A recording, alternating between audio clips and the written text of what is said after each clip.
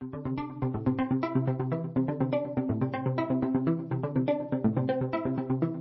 welcome to the 12th House. I'm Michelle Pelzon, your host and the head witch in charge here at Holisticism, and I am really, really excited for today's episode. I feel like I say that every week, but this was a really... Hold on to your butts, my guys. This one's really good. I had the pleasure of sitting down with Victoria Albina to talk about money as medicine, and this podcast goes everywhere in a great way. We talk about somatic theory. We talk about the wellness space. We talk about the intersections of sites of oppression and how those impact the way that we think about wealth, money, and safety, and how renegotiating your relationship to money and well-being is not a one-size-fits-all or sort of like a 1, 2, 3, these are the steps that you have to go in this order in order to make things work. It is so much more complex. I don't want to say complicated, but complex and so much more nuanced than that. And we talk about in this episode how a lot of the conversation in wellness and well-being and spiritual spaces is maybe doing people a disservice when it talks about money and how we relate to it. I think you're really going to like this episode. Victoria is hilarious, so smart, so cool. You're just going to fall in love with her. I found this so valuable. I've done so much work for myself around money and wealth, and it's been a really long process. And I think even in this conversation, I had some neural connections that I had never made before, thanks to the way that Victoria sort of shaped her answers in this conversation. So I think you're going to get a lot out of it, and I'm really excited for you to listen. Just as a heads up, if you rate, review, and subscribe to this podcast and send us a screenshot of your review, you'll be entered to win this month's gift, which is the 4-day energetic recalibration. It's actually perfect to do as we're coming up to the end of the year. If you're wanting to clear out, take a broom to all the cobwebs, the stuff that's sort of like lingering around in your energetic space, but maybe even in your physical space and maybe in your business. It's an awesome, very quick 4 days, 15 minutes a day exercises that you can go through to really clear stuff up. We've had people write to us and say that after they completed it, they earned thousands of dollars, that they had major breakthroughs in their work or life, that they got a killer job offer.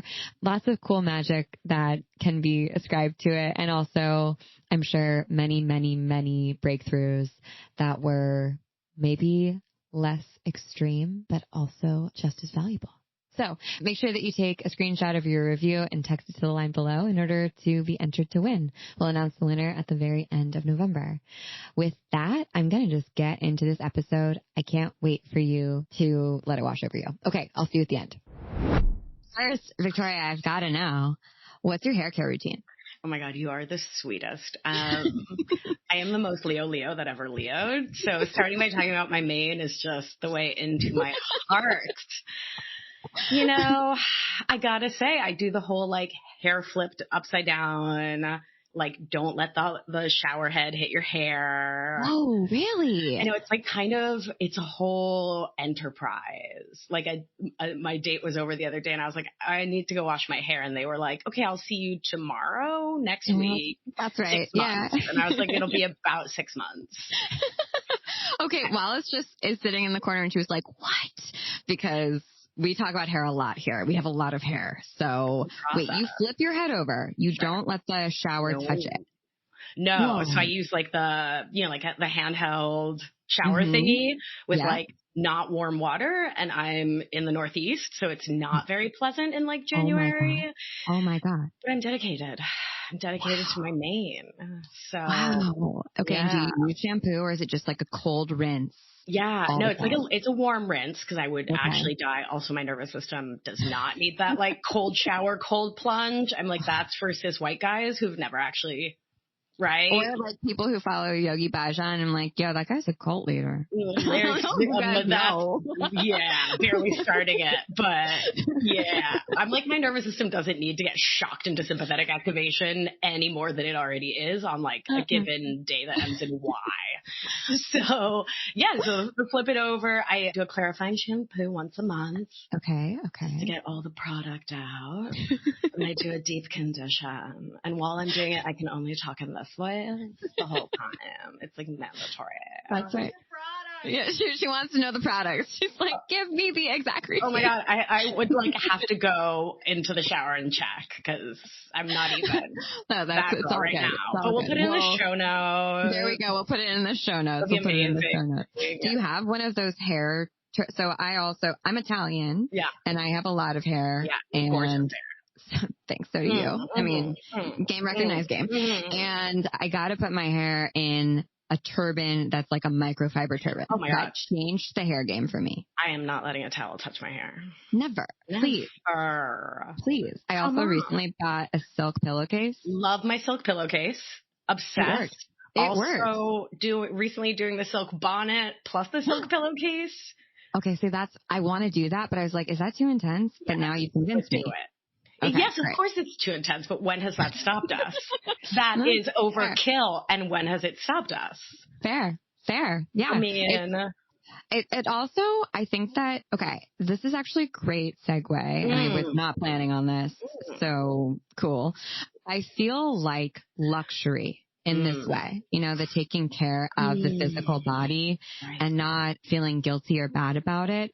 And not being so like crazy opulent, right? It's not like you're like dressing your hair in liquid gold and having, small children comb it out for you who like live under your home. It's not something crazy, but you're illegal and inhumane. Exactly. I was just thinking like capitalism. Right, what could I say? Right. And there's something about like that like opulent nature, even though it's simple, right? You're just like taking care of your tresses. You're using a different pillowcase, right? That's maybe like $5 more than a cotton pillowcase. Right. That is connected in a way to wealth and our relationship to wealth and holding wealth. What do you think? For me, these decisions, and I have a Taurus moon, so we'll just put that down right there and walk away from it, but never walk away from it, ever. It's too pretty to walk away from. Way too pretty. You should see me pack for like a weekend away. It's like 20 pairs of shorts. Exactly. All of my away bathing suits lined up. Yeah. Just lined right up in the perfect order. For me, the opulence is in the energy. Yeah. Right? It's not actually the more expensive product or the more expensive thing. Like when I switched from a towel to dry my hair to stay with our theme to like using a t-shirt, because that was like the next step up for me. Like it felt luxurious. Yes. Right. Yes. Not because it was expensive, not because it was like fancy, right? Not because it had, like the Goop stamp of approval, right? But like because it was my saying, this is a thing that matters to me and it's okay for me to matter to me. Right. Yeah. And it's okay. I remember in my 20s, like this whole, like stepping into my queer feminist and like really reclaiming femininity as as empowerment. Right. And not seeing it in that second wavy kind of like, oh, if I'm like doing my hair and nails, I'm a tool of the patriarchy. Right. Like reclaiming my joy in doing my hair, my joy in taking care of my physical form the way I see fit for me. Right. Particularly like pandemic, I work from home. I spend all this time on my hair. Legit. No one sees it, but I do. Yeah. You do all day on Zoom. All day. Yeah. Right. Yep. So it doesn't have to be about spending money and it doesn't have to be about capitalism and consumerism. It really can be like, I'm going to wrap my hair in a t-shirt and then, maybe the $5 more microfiber or pillowcase or whatever, or like whatever, going whole hog on, the pillowcase and the bonnet and the thing. But it really for me is just about the story, about the narrative and about the energetic. Yes. Well said. You articulated exactly what I was thinking in a far superior way to how I could possibly say it. And so I'm glad that we had a mind meld and you up-leveled my comment. It reminds me of actual consumerism, right? When we buy like fast fashion or when we're buying a ton of products that are at low cost. And let's say for haircut, let's stay with that theme because it's simple. Often it's when we kind of take a moment and we're like, do I actually need these things? And are they making my experience that much better? Does it feel like I'm caring for myself, or is it just kind of feeling like a consumptive practice where I'm trying to like apply as many products as possible to fit myself into some shape, versus maybe picking one product that maybe is more expensive or maybe not, but has more intentionality to you, that becomes like, oh, this is the ritual. This is the practice. I'm so interested in that for women and AFAB people, of our relationship to the body and the taking care of the body. And also for people who are kin keepers, who taking care of a home and making a home beautiful, and how consumption comes into that, right? If we buy new things, or we're shopping for things, or even if we're buying secondhand, that is consumptive in a way, and how we can kind of like come to terms with that, I guess, like enjoy both, because it is enjoyable for so many of us. Yeah. The first thing that comes to mind for me is asking ourselves in a gentle, loving, kind way, why am I doing this?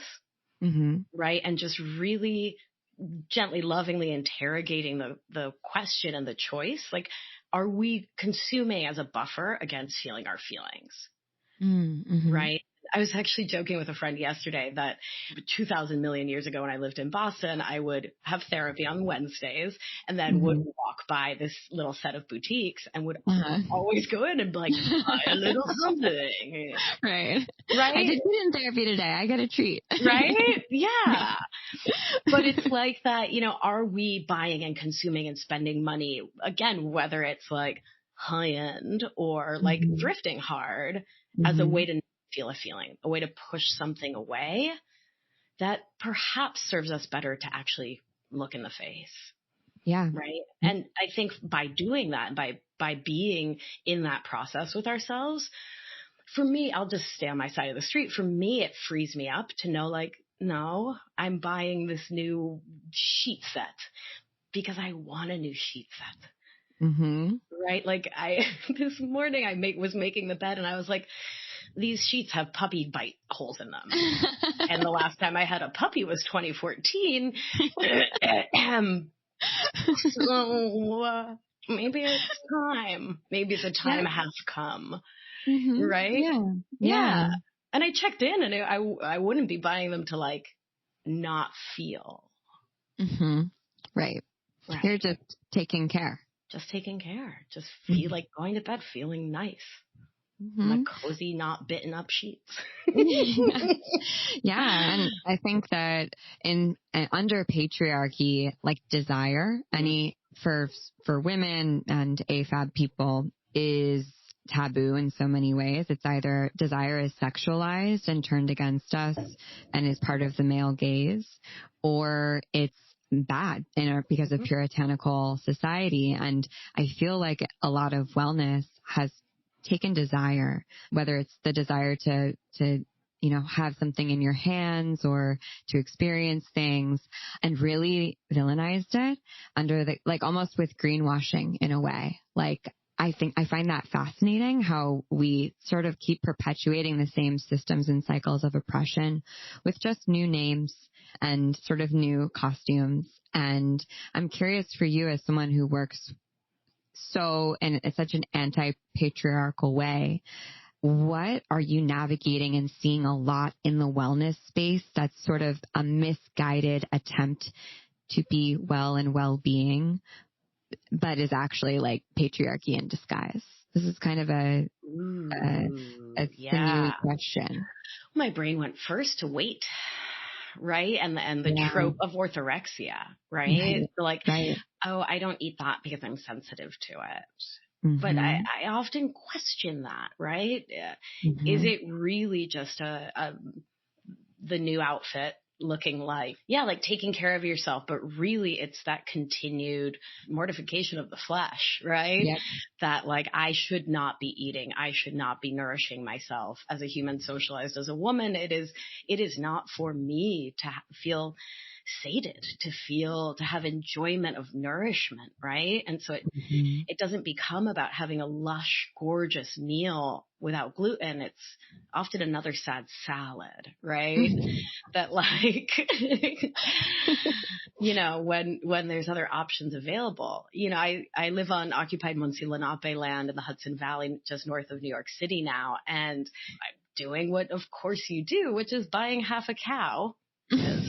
That's what Argentines in the country do, is fill the freezer and then buy another freezer. And, it's been interesting in talking to my neighbors and my friends, like, who wants to split a cow? How much I've heard, like, we try to be eco, so we don't like eat a lot of meat. Right? Right. You're like, well, that's not, yeah. They're not mutually exclusive. Right. Right. Yeah. But that's how that story goes, right? That surface level, like, to be eco, to be well, that greenwashing. Don't have luscious steak in February when it's, freezing ass cold outside. I mean, I'll be out in the snow firing up the grill because the aforementioned Argentine mess. I'm coming to your house. That sounds amazing. I will ping you my address immediately. I'll put an extra log on the fireplace. Get it nice and cozy for you. We will have many a steak. Love that. I guess the California gal in me is like, yeah, the fire. That sounds very cold. Come snuggle. Yeah. It'll be delightful. Yeah. That really, the concept of fat phobia that is still so rampant and disguised as health and well-being. It's definitely more mainstream now, right? And I would say in wellness and well-being, but it sounds like that has really informed, a lot of your work is informed by that and the somatic experience of being in the body. Can you tell us a little bit more about your background and how you landed where you are now? Yeah. So my formal training is as a family nurse practitioner, and I worked in primary care for many years, functional medicine for many years. And through that work, I was mostly doing gastroenterology, treating IBS, small intestine bacterial overgrowth. Oh, and so many women have, what is it? Only hot girls have stomach problems? It's true. It's so true. And pretty much all hot girls have stomach problems. It's true. Kind of how that Venn diagram goes. So here we go. But yeah, and I came to the work. I'm going to go ahead and just through this call myself a hot girl. I had wicked bad GI problems my whole life. And what I came to understand through my own healing and my own work was that, yes, part of it was physiologic and, right, so I had a parasite. That wasn't my thoughts. That was a bug. Yeah. And the reason it was remitting and it kept coming back and I'd murder it, it came back. I murdered it, it came back. That part was the intersection of mind and body. That part was my chronic codependent thinking, my people-pleasing perfectionist habits, my overarching tendency to not source my self-worth from me, but from everyone else, everything else around me, right? My job, my title, who I was dating, all that stuff, what other people thought of me, what I imagined other people thought of me, right? Yeah. Was keeping my nervous system so jacked up, and this is what I see in my clients all day long, that I wasn't at home in my body. I was all up in my head, right? I was thinking instead of feeling, and I was so disconnected from my body, from my gut feeling. I'm looping back around here. And, when you are in sympathetic overdrive all the time, the fight or flight response, or in dorsal collapse, which is freeze response, your gut doesn't work right. Because it's not supposed to. You shouldn't be able to digest a cheeseburger if a lion is chasing you across the Serengeti. Like, that's a terrible idea. Don't digest that, right? Right. Yeah. Prioritize. Right. Yeah. Bust a move, survive, and then work on that cheeseburger, right? Yeah. And so I stayed sick. Secondary to how dysregulated my nervous system was, which was, part and parcel of that was the chronic negative thinking I had about myself, about my role in the world, and that I just didn't know how to move my feelings, my emotions through my body. Right. And so I stayed stuck in those tension patterns, right? Like a boxer always primed for the next blow, which is what happens when you grow up walking on eggshells and then live a life where you feel so anxious about what everyone else thinks and feels about you. Right? Of course you stayed stuck in tension. So in doing that for myself, I realized that was where my patients were too.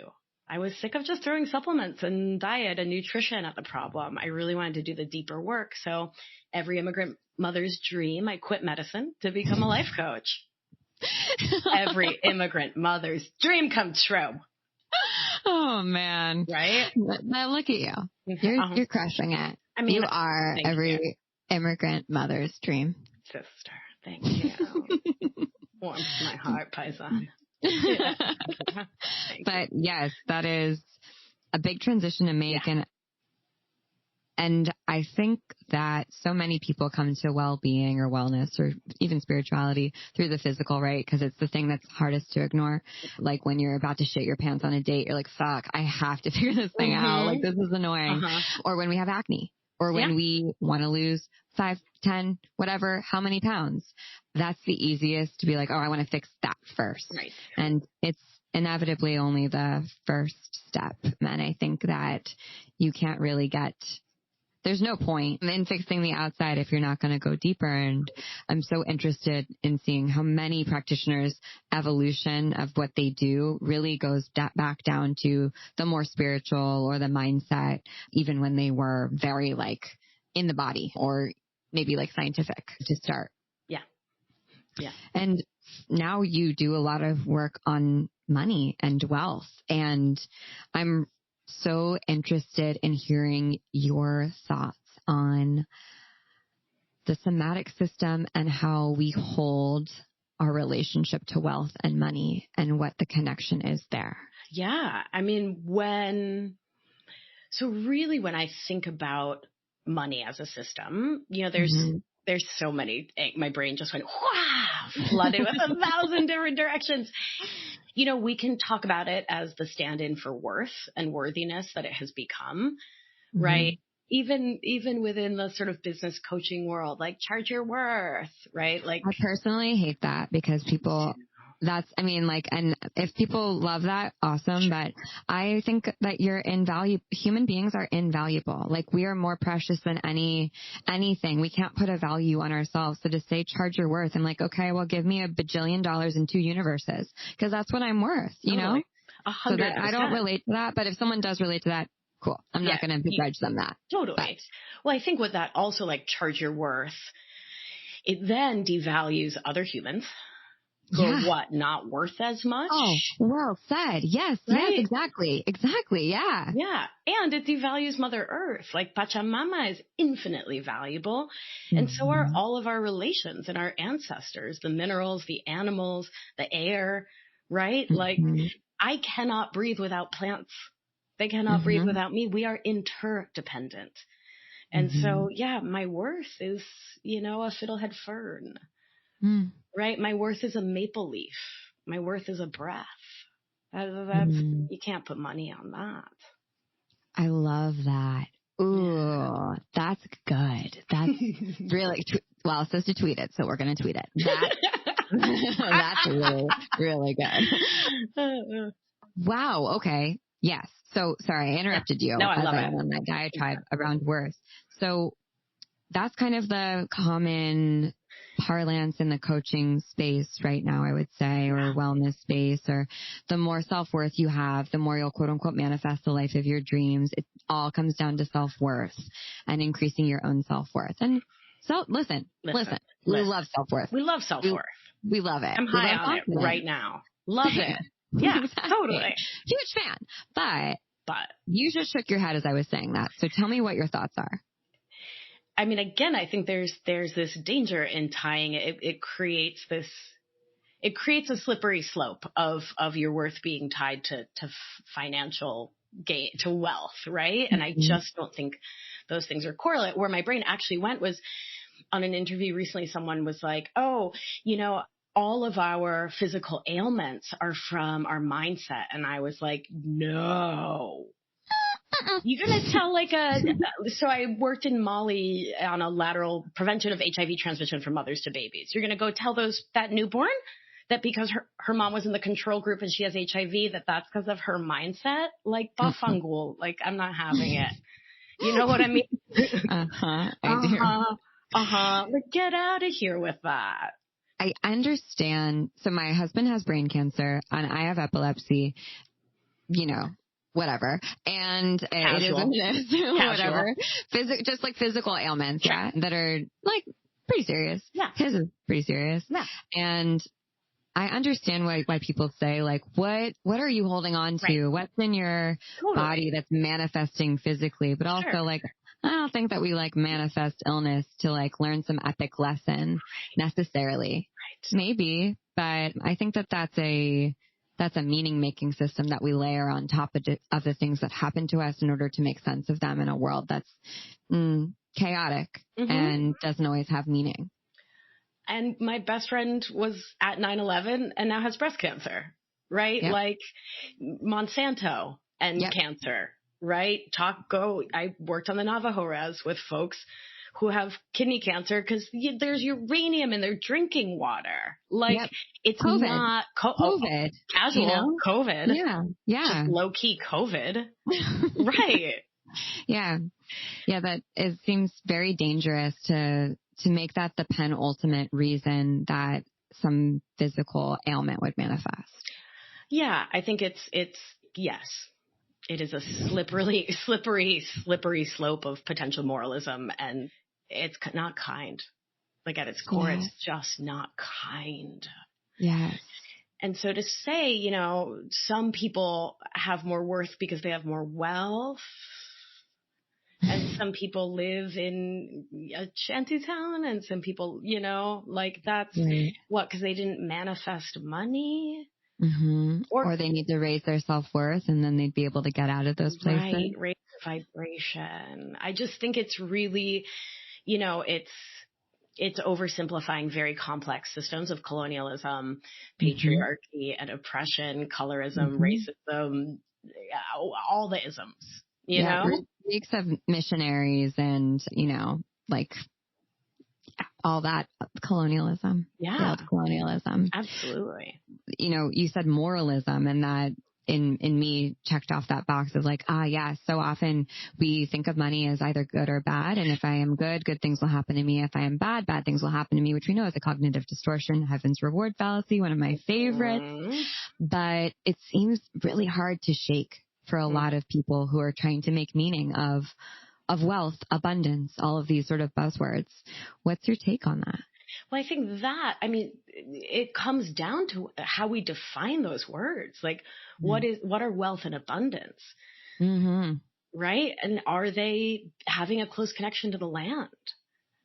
Right? Are they taking the time every day to put your face in the sun? Are they, I think we can define wealth and abundance however we choose. And when it is simply, I have more zeros in my bank account, I think we lose out on a lot in our own lives. Yeah. The nuance of what it means to be wealthy is often lost. And I think when you feel like you're not wealthy or that you don't have money, it's very simple. The idea of wealth is very simple, right? It's like when I have wealth, then everything else in my life will fall into place. Right. And so it's like this big blanket of like care or love or something, when in reality, it's not necessarily that. Right. And I think it's that, one of the core tools I teach is thought work, is based in cognitive behavioral theories, looking at our thoughts, our chronic historical thoughts, the thoughts that we were socialized and conditioned to have, the thoughts that come as survival patterns from our childhood, from our family blueprint, the thoughts that helped us to survive stress, distress, and trauma that we're carrying without even realizing it unintentionally into our lives now. And so often the thoughts that my clients have to do with those if-when statements, right? So it becomes this way to not be present now. And I think it's part of capitalism's game, right? Like, don't be present now. Think about when you have the money. You can be happy then, right? When I've got X numbers of dollars, I'll be happy. When I lose the 5 pounds, when I'm finally gluten free, when I find the right partner, when I get married, when I have a house and 2.5 kids and a picket fence and a dog named Fido, then I can be present in mind, body, and spirit. Then I can actually be here. And to put it ineloquently, it's just a wicked bummer that so many of us are walking around like that, not being here. That's where the somatics come in to really recognize those thoughts and then see what the energetic is within the body, right? What is your body holding on to that's keeping you from getting present and really intentional now to find joy now, right? To find peace in your heart now. Mm-hmm. Mm-hmm. And to then take the steps. If you want to make more money, listen, money makes life easier. Yeah. Right? Yeah, it can definitely make your life easier. Yeah, you can buy medicine, you can buy food, you can not choose between filling your insulin and leaving an abusive partner, right? Yeah. Like, money buys you time. Yeah. Has how I've always thought about it. Money buys you time. And it's very hard it's nearly impossible to do that without money, I think, often, unless we completely sort of like divest from the world at large. Then we can reclaim our time. Otherwise, we have to work within these systems. Yeah. Yeah. I want to think about how to articulate this as thoughtfully as possible. When it comes to, we talked about fat phobia. We talked about this sort of ever conscious, and anyone who's ever tried to lose weight, who's listening to this podcast, or maybe who's had disordered eating, you could probably relate to this. It's all that you think about. Or even if you are ill, right? When you're sick or you're in pain, your life is consumed by that constant calorie counting, feeling that pain in your back, whatever it might be. I think about all the time how many businesses I could have started in my 20s if I just wasn't trying to lose 3 pounds, because I had so much brain space and so much brain power that I was just doing calorie counts with. Yep. And I think that it's very similar as someone who also has not had money, when you don't have money. And it's like, okay, how can I make my next? I remember sitting on the subway, writing in my date book, okay, if I work this many hours at this rate, then I'm going to make this much money this week. And then I'm going to be able to do XYZ thing. And they strike me as such similar thought processes. And I'm curious, how can because they also feel destructive when you're inside of them. It feels all consuming. And because you do thought work, I'm sure you see people with those thought patterns. How do you work with them to sort of move from that? Because I really do think that's the first step to getting more comfortable and approaching money as medicine is getting out of that thought process. Yeah, the process of obsessing over it. Exactly. It is a challenging one in that we know the obsessing doesn't do us any good. Mm-hmm. Yeah, it just keeps us stuck in the worry and the spin versus, like you said, how many businesses could I have started, right? The action. So when I talk about worrying, I talk about how it is the thoughts you're having, but it's also the action you're taking, right? It's the feeling, thought, feeling, action, and result. It's everything when you're in that active worry. And so you're not taking action to actually make change in your life, to go to school, to launch a business, to create a different career. So really pausing to ask yourself, and you ask your body, your inner children, the protector parts. I do a lot of work with internal family systems. Cool. Yeah, it's such great work. What is it inside you that believes that it is safer to worry about money than to take action to change not just your relationship to money, but your actual actions? What could you be doing differently to bring in more money, right? To actually change the scenarios in which you live. Yes, that is such a good example. And you highlighted so perfectly, I think, a problem that so many people have, whether it's worrying about and obsessing over money, or even planning and not getting into action around something like a business. Or how many times have you procrastinated by reorganizing your systems, or reorganizing your inbox, or reorganizing your pantry or your house to sort of give yourself a buffer for doing the thing that you got to do that's really going to move the needle for you. Getting into action is kind of that way to almost snap yourself out of that anxiety tunnel, or tunnel vision. That tunnel vision, while also reminding ourselves, because my approach is always one of gentle compassion and self-love. You can't heal hurt with more hurt. And so we start by, often when it's what we grew up with or what was modeled for us, by being really mean to ourselves, right? Why are you still thinking this way? Why are you still worrying? Right? And asking ourselves that question, why am I whatever, when it's followed with an ugh, that's your hint, right? That you're not in the self-compassion from which we grow. right? You're going to create more sympathetic activation within your nervous system, which is going to lead to more immobility. That's because science, right? Like that's how that works. Yeah. Yeah. And so much of, I feel like it's very popular right now to say like, oh, that coping mechanism you have, that's actually a sign that you're blah, blah, blah, that you're, that you're whatever, you have an ADHD actual diagnosis. Yeah, that's problematic. Right. And like, also like coping is a necessary skill. Like it is actually really important to develop in yourself. Like, yes, I have to figure out how to cope with the world because this world is like, it's crazy out there, you guys. It's I don't know if you know. It's like really intense. Yeah. And sometimes the best thing we can do is cope. And the best thing we can do is kind of like push off that is reorganize our sock drawer, right? Where we're like, you know what? I need a Momo. Yep. I gotta just like I gotta like control what I can control right now, which is just my underwear. Yep. And then bring myself back into some sort of balance, equilibrium. Yeah. In the nervous system nerd world, we call it conscious distraction. Oh, I love that. Yeah. I have a podcast episode all about it. So it's the difference between buffering. I don't want to look at these feelings. I'm not going to look at these feelings. I'm going to organize this. Mm-hmm. And pausing and saying, my body, my nervous system is a little overwhelmed or a lot overwhelmed here, right? I am in physiologic overwhelm.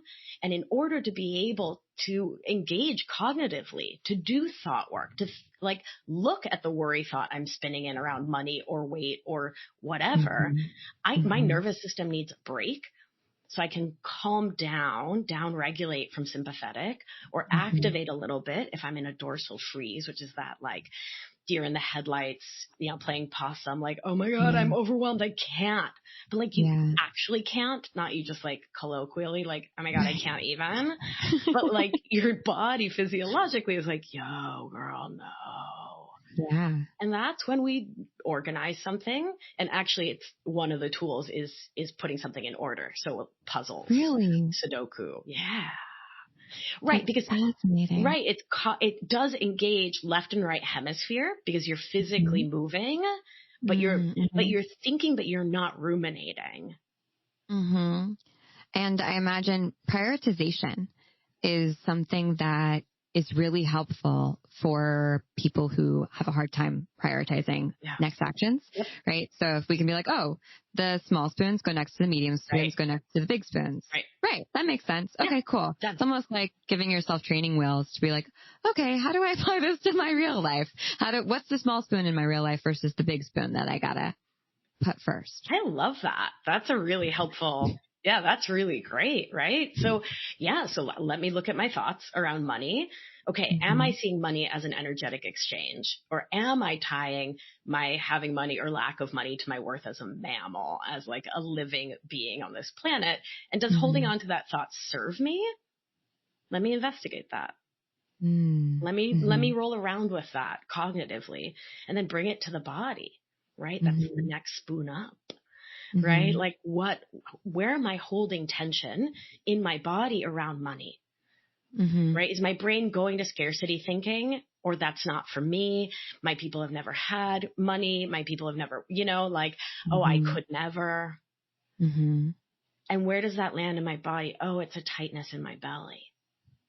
Can I get into conversation with that tightness? Let me start by describing it.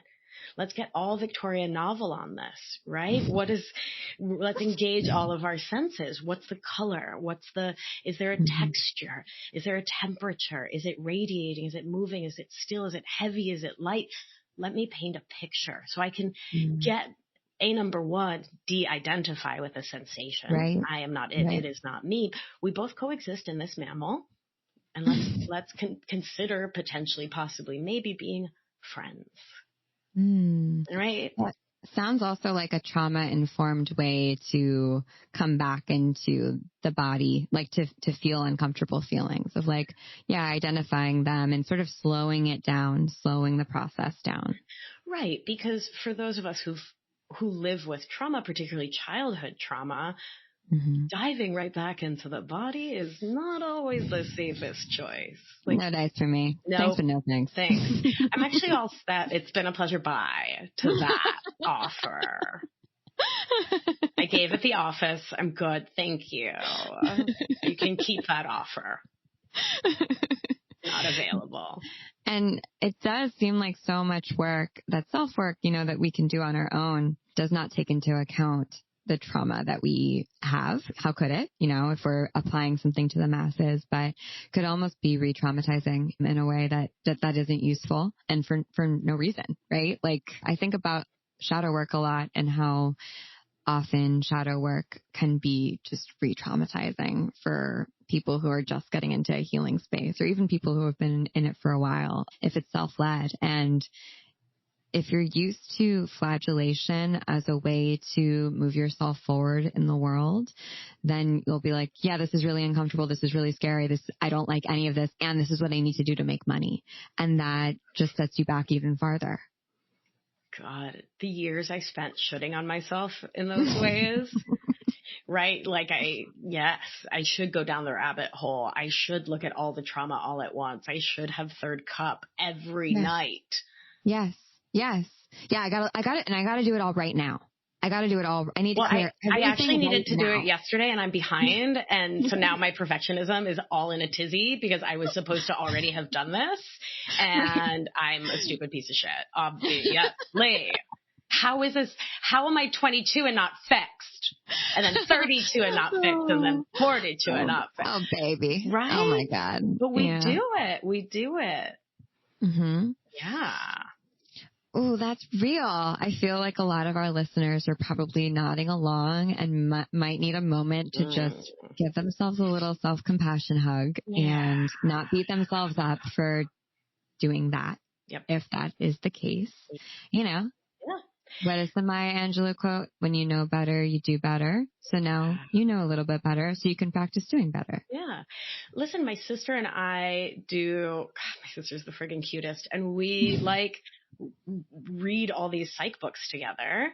Cool. And we have 47 grad degrees between the two of us, and we read legit 2 pages a week. It took us 2 years to get through The Body Keeps the Score. Honestly, The Body Keeps the Score is really hard to get through. It's the worst and I hate it, and I love it and I hate it. And also, the author's sort of problematic. Sure. But the work is good. Man, that's a tough one to get through. Right. But that's the point, right? Is that Jeannie and I are very fast readers. And we don't push ourselves to read the things that touch the deep at a pace other than our own pace anymore. Mm-hmm. I'll stay with me on my side of the street, but I used to. Oh God, I got to get through all of the books to do all of the healing immediately. And I think what we lose sight of there is the joy. Right? Mm-hmm. I used to think I was healing because I was broken. I stayed in an emotionally abusive relationship for so long because that person was gaslighting and convincing me that, and I mean it in the clinical definition of gaslighting, not the hashtag one, but convincing me that I was crazy. And I get not being ableist and using that word. That was their goal, to convince me that I wasn't sane, and that I was broken and there was a huge problem with me. And I was like, oh yeah. Tell me again. I was here for it which is not victim blaming, but it's owning my part of it, taking responsibility for my part of it, of staying was because I believed, and high patriarchy, right? High socialization and conditioning in this white settler colonialist hot mess, right? I believed it. Hook, line, and sinker. Right. And so I thought my healing was mandatory because of my inherent, we can go back to Catholicism at any moment, but my inherent fucked upness. My mom's people are Opus Dei. Want to smoke on that for a minute? Yeah, right? Original sin, baby. You're born dirty. You're born bad. Hand born me that bad. apple. Hand That's me who that you are. apple. You are bad. It's true. Yep. And by realizing that, I want to continue to heal, to regulate my nervous system, to not have codependent thought habits, to not live in perfectionism and people pleasing, and to really own my self-worth, to value me for joy, for pleasure, right? To I spent a half hour this morning watching the butterflies in my yard. Right. And yes, a half hour is luxury, like own the privilege, girl, but also I want to do this work, and I bring this work to my clients and to the world because joy is our truest birthright. Mm-hmm. Happiness is our greatest birthright. And I think the wellness world writ large has really moved away from that. Mm-hmm. Mm-hmm. It strikes me that wellness and I think everything has just become more extreme, right? Like more black and white, this or that, not the yes and, the improv nature of it all. Right. And I could picture someone listening to this who doesn't have enough, like, who just is straight up like does not have enough in their bank account, who could be like, yeah, joy's important and also getting paid is important. And I think that what your work does so well is finds the intersection of both those things. And that's often what we're missing in wellness and well-being. It's either one or the other, right? It's sort of like prosperity gospel redux, or it's, we're just here to ascend. Right. Nothing really matters. Material possessions are not important. Really, you should be in a renunciate. If you want things, that just is a symbol that you are not ascended enough and you need to be more spiritual. So that's a you problem, my friend. And I think that middle, that nuance of like, well, what if I want to have my needs met and then some, right? What if I want to feel safe and secure because I know I have money in my bank account, and I also know that money is not the only thing that's going to bring me joy and pleasure and happiness, but it can bring me some of those things, through the transitive property. Right. How do you teach that middle part? Because you're good at it. Thank you. Thank you. Wasn't expecting a compliment at the end of that one. I think it really is. So in thought work, we can make the choice as a thought experiment, and you'll see why I'm couching this so carefully and thoughtfully. We can make the choice to see things, any and all things, as neutral towards the explicit purpose of deciding how we want to think about them. I say this so carefully because I do not believe that many, many things in this world are neutral. Right. I don't believe racism's neutral or sexism's neutral. As a survivor, I don't think, there's a lot of stuff I don't think is inherently neutral. And we can choose to put pen to paper and say, if I were to use the conditional tense, see money as neutral, how would I like to think about it? How would I like to feel about it? And from those thoughts, generating those feelings, and then the sensations in my body, right, from those sensations, what are the actions I could then feel motivated to take to change my relationship and my actual number of zeros in my bank account to create a different result in my life? That's so interesting. I'm familiar with thought work, and I really like the way that you're explaining it. I've never thought about it this way before, but effectively you're creating a meaning-making system for yourself, right? A personalized meaning-making system. Exactly. To see and understand the world. And then my brain was like, well, what if it's not true? What if you make up a meaning-making system and it's not true? And it's like, well, if you have been told that the only way that you make money by working and you're going to accrue wealth, but then you do that and you don't get wealthy. Well, guess what? That meaning-making system is not true either for you right now. Exactly. So why not pick another meaning-making system and try it and see if it can be true? Exactly. I mean, I think everyone who's bought into an MLM is like, is here to attest that just because you're told you're going to get rich off this doesn't mean it's going to happen. Yeah. Right. Yeah. And everyone who spent their entire 20s getting a PhD in English, right, also. I knew you had a PhD in English when you said, let's talk about a la Victorian style. I was like, oh, okay. Alas, I do not. But I almost got a PhD in Latin American studies, and my Latin American studies professor at Oberlin talked me off the ledge. He was like, you sure, kitten? You sure? You sure about this? God bless you, Steve Volk, for talking me off that. Right. But yeah, exactly. You can either live in presumptively that someone else's meaning making system is the correct one for you, or try your hand right? At living in with a different intentionality and recognizing that you can create your own story, right? Again, right? If you don't have money for food, right? I'm not saying that's your story. That's math, right? Like very just continuing to give those caveats because I'm glad you are, because I've heard before it really gets sticky and victim blamey, and well, that's your perception. That's your again, bafangul with that crap, right? Like if you literally don't know how you're going to keep the electricity on, like that's not your thoughts. Yeah, and I wish that there was like a simple step-by-step that I could be like, okay, let's break this down for people, what we talked about. And like, if you're struggling with money and wealth, then here's how you can make more of it. And it's not that, it's like a maelstrom of many different places that you could start, or an atmosphere almost of like, okay, do you want to start with the body stuff? Do you want to start with the mind stuff? Do you want to start with like just looking at systemic oppression in the world and like acknowledging that that's a massive MLM? Like that we've all bought in, like that we've, isn't like capitalism just an MLM? Seriously. Monthly subscription fees and everything. Yeah. We're all just like, this is totally working. Just the more people that we get into it, the more it will work. Trust me. Massive pyramid scheme. Yep. It will even itself. No.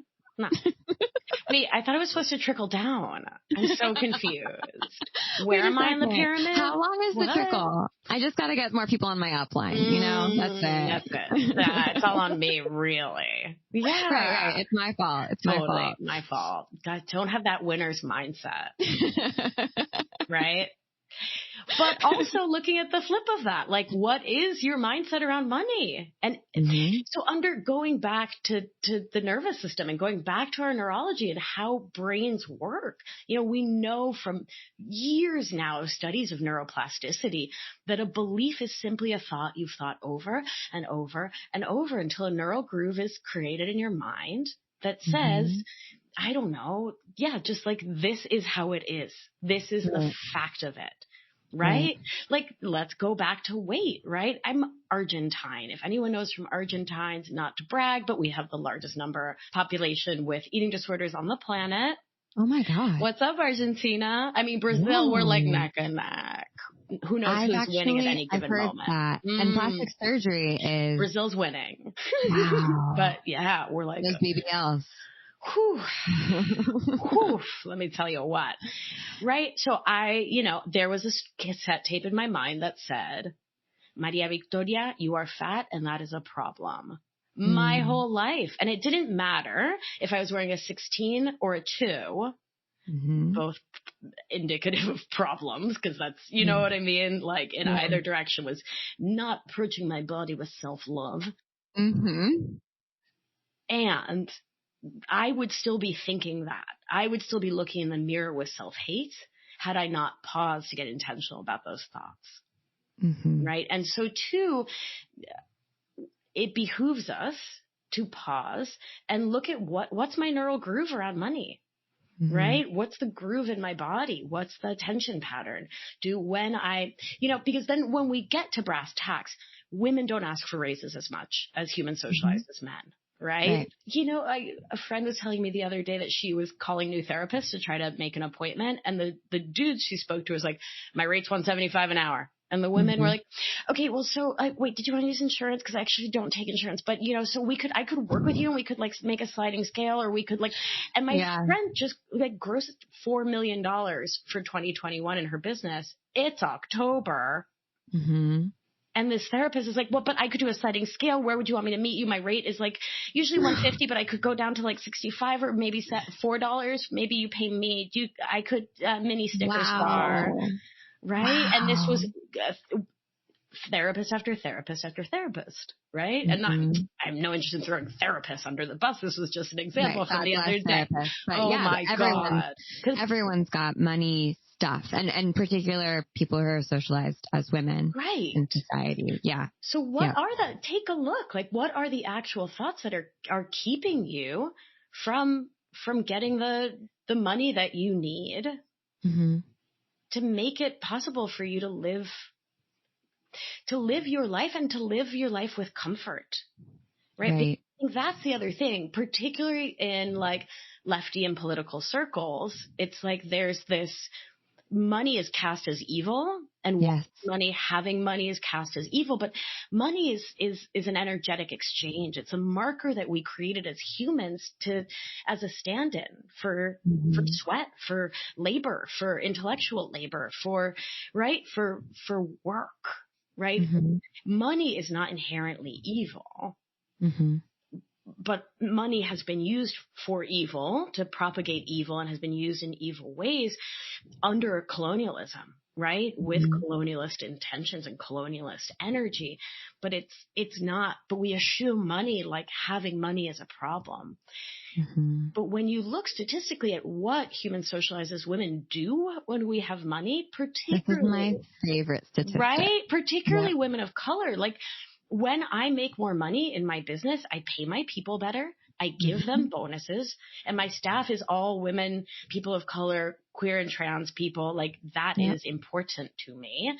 And they get more money, and then their people get more money, and people get more money. And my family back home in Argentina gets more money, right? And I donate more of my time and my money. And I'm not like I'm out here the saint, but I'm saying this is statistically what happens. Right? When money is in our hands. Rachel Rogers talks, her book, We Shall All Be Millionaires, is phenomenal. Such a great book. So She's good. awesome. She's so great. Yeah. Right. And so if you want to dive deeper into it, she does such a beautiful job of laying it out. And like how in this country, it's been very systematized to keep money out of the hands of women, Black folks, other people of color, right? Let's not even, Indigenous First Nations people, right? Yeah. Whew. So we do good when we have money. When we do well, we do good. It's true. And I think earlier in our conversation, you said, investigate why you think, how is that serving you? Is that thought serving you? Yep. And I think for, the reason we have a thought process is because it did serve us, right? Absolutely. Like, because it got us to where we are. I think about one of the first breakthroughs that I had with money was, well, if I have money, then none of my friends will want to hang out with me because they don't have money. Right. And I won't be able to relate to them. And I'm already so weird that like I need everything in my corner to help me be more relatable to other people, to make me more likable to other people. Right. And if I have this other differentiating factor, then why would anyone ever want to hang out with me? I'll never have any friends if I have money. And it was such a sort of like when I looked at it on paper, I was like, oh, that's kind of nuts. That's like a nonlinear, not logical way of thinking. But it really did serve me because when I think about 18 to 24, I spent every single free moment of time drinking a $3 PBR and shot of, tequila at my shitty Brooklyn bar that I lived at, like that I lived above. And that was how I made my friends. Right. Totally. And that's not just a thought that helps you. It is mammalian. We are pack animals, and we forget that it is important physiologically for us to be liked because, we are small animals. Right? You and I are small animals. Yeah, I'm only 5'2". Well, I mean, not to brag, but I'm 5'3 3/4". So I'm actually the tall one in a conversation for the first time in a long time. We can talk about that for a while more, but right? You deserve it. Kudos. Yeah, thanks. I did a really good job growing based on my genetics. Thanks, phenotype. But like seriously, when the marauders come and the lions come, you and I need to crawl on a big guy's back and say, "Run, Viking man, run!" Yeah, we do. So wanting to be liked is not a problem until you want others to like you more than you want you to like you. Right? And that's always the differentiating line for me is like, it's okay to please other people, but are you pleasing you? Right? Are you doing things that you don't want to do chronically? Right? To the point where you're putting yourself out and not living your life for you because you want that validation. But again, to your point, like it makes sense if we think having success in the financial realm, however we define that, will mean we're not punk enough for our friends. We're not like liberal and lefty, radical and lefty. We're not like politically down enough because now we make money. Mm-hmm.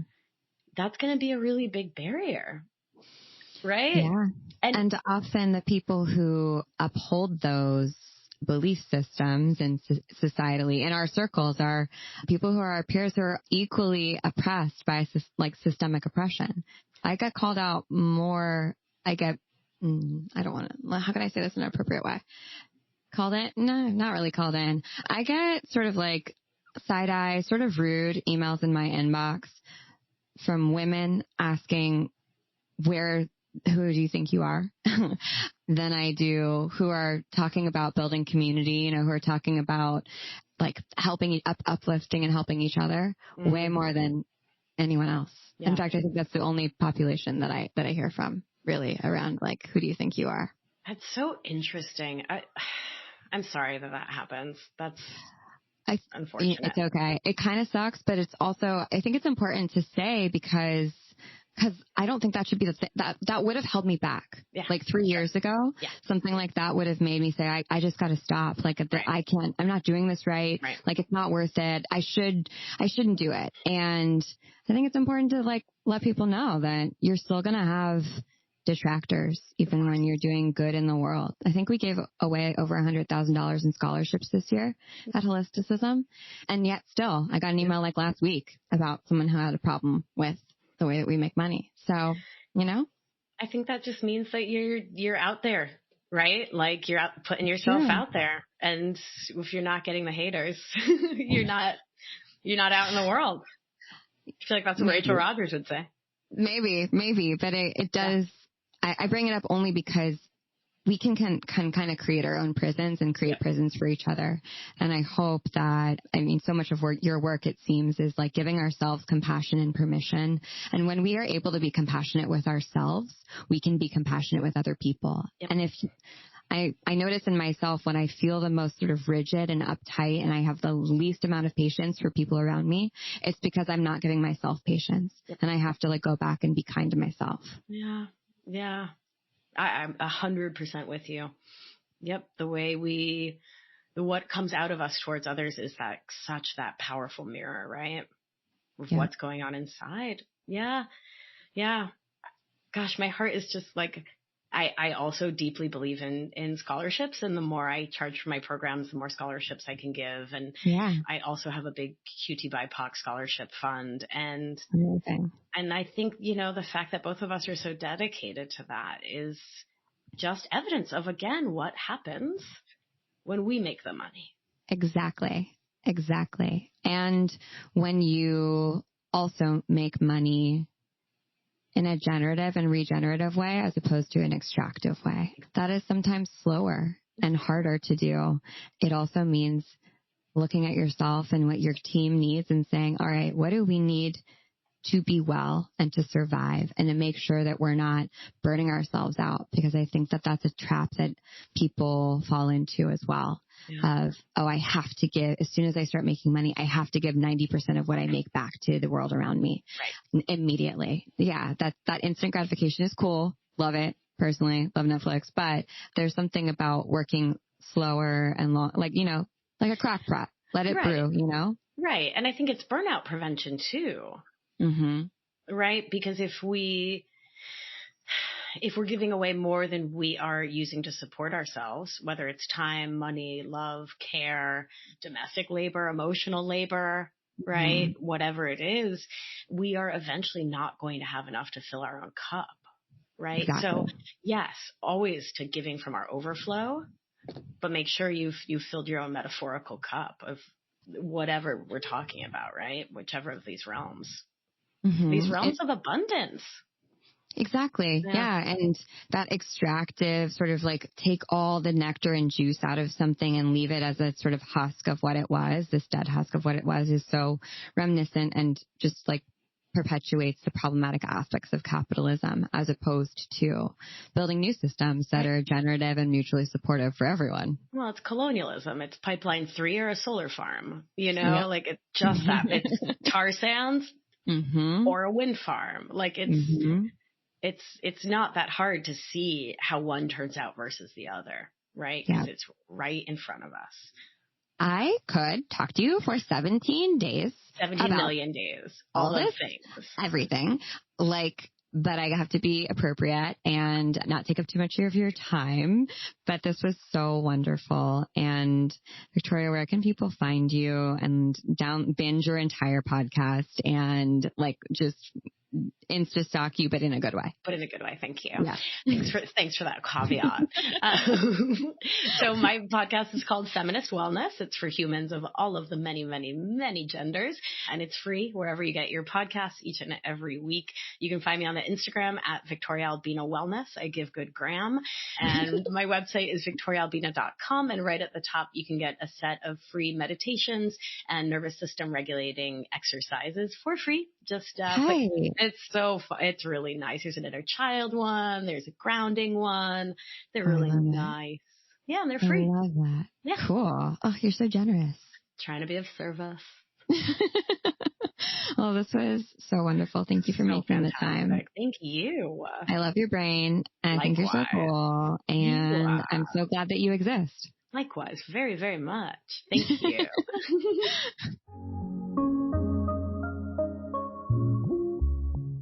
All right. And that's our episode. I hope that you loved Victoria as much as I did. We're definitely going to have her back because what a baddie. What a true wellness baddie.